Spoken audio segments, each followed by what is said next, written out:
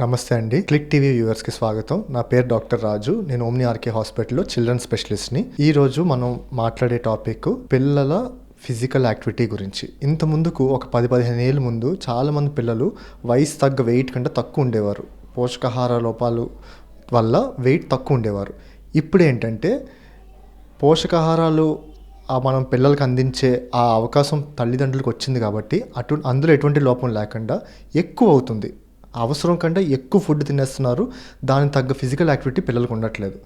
ఆ physical activity లేకపోవడం వల్ల క్యాలరీస్ ఇన్ అవుతున్నాయి తప్ప స్పెండ్ చేసే టైం ఉండట్లేదు పిల్లలకి.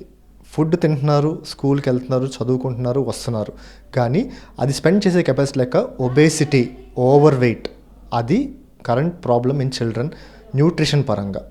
So physical activity is very important. మా పిల్లలకి స్కూల్కి వెళ్తున్నారంటే అస్సలు టైం ఉండట్లేదు అనేదానికన్నా daily at least 20 to 30 minutes of regular physical activity, ఈరోజు చేసి 10 రోజులు మానేయడం కాకుండా ప్రతిరోజు చేయాలి.